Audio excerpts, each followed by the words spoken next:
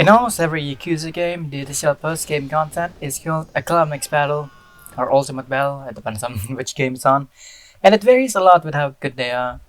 And as a quote-unquote apology for the previous video, this is an additional filler video that's actually a quote-unquote actual video because I'm still stuck under a pile of college assignments. And for today's challenge is that can I beat the worst climax battle in every Yakuza game, in each Yakuza game, under a timely manner. And what I mean by that is that I need to beat the worst climax battle of each game in under 1 hour. Okay, so to start off, we have everyone is probably on the Yakuza game, Yakuza 0 with Proving Grounds 8. It took me 22 minutes and 7 tries to beat this. Now, I want to say this outright. This challenge actually features a really cool gimmick, but really misleading, as the description says that we need to win in an altered state. And besides the filter you can see here, Majima would sometimes switch styles on his own. But that isn't the worst part here, no. It's actually the fact that the difficulty doesn't come from the style switching, as you only switch styles after the attack animation ends. Only after the attack animation ends. And the actual difficulty comes from, well, you can see that your health slowly goes down. And it goes down even faster if you do multi-hitting strings like the breaker style, artificially making a time limit without having an actual time limit. And yes, you can die passively from the blood loss. The Marlin cannon is pretty cool though.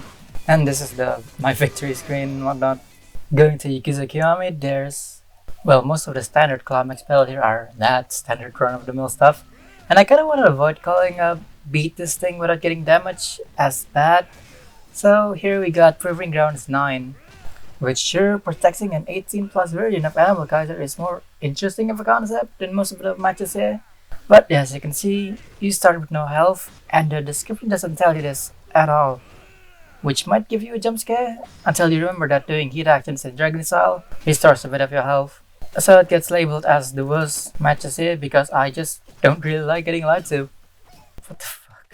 As for original Yakuza 1 though, we got Trial Battle 6, which is just the Jingo fight and the long battle before that, but time limited to only 12 minutes, and we have a gun with a magazine in the shape of a sideways 8, which might make you think actually alleviates the problem of this fight, but no, the gun does not do any damage, and the description also just lies too, as it says it's required to beat every enemy before Jingo, so I spent some time putting holes in his 2 bodyguards before they became reanimen, and this fight is just as annoying. So that puts just about 15 minutes combined, giving us around 37 minutes already, which doesn't look very good, so moving on then. Luckily, the Yakuza 3 one took me 4 tries in 4 minutes, but we need to team up with Akimoto-kun, the guy who's been getting left by the nose by his girlfriend, fiancé and sister for 3 whole games now. He's weak as a wet toilet paper, so he dies quite fast, but it's entirely manageable as long as you don't lose track of him. And if you're wondering why I didn't include the sprint challenges, well, that's because I just kinda don't want to lump them out like that's a regular gameplay in this game, so those will be excluded as well. Now there's actually a couple of contesters for Yakuza 4, that being Challenge Match 7, and if sprint matches are included from the beginning, definitely Sprint Match 4. But I wanna nominate Ultimate Match 3, because Tarimura gets done quite dirty here, since the only fight he has is a random end of a long battle fight, the part where you're stuck with a steel briefcase, and finally the actual cool boss fight against Sugiyuchi. And I guess the QTE in the first fight is pretty cool, and the spinning coffer spam on the second one is pretty funny. And all this took like barely 6 minutes.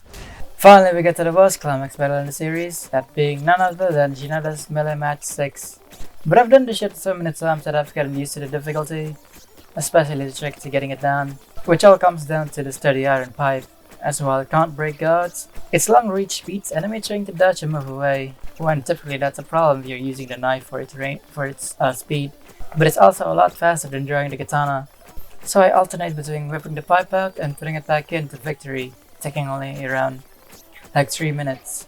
Okay, now lastly we need to add all of this together, and we end up getting 50 minutes and 46 seconds. Obviously under an hour, so I did beat every worst climax battle in the Yakuza franchise in a timely manner, and that's all. Which again, sorry for the filler video once more. I'll be able to upload something a bit better, hopefully next week. So if you liked the video, please give it a thumbs up. Feel free to give it a thumbs down if you dislike it. Subscribe if you want to, and bye.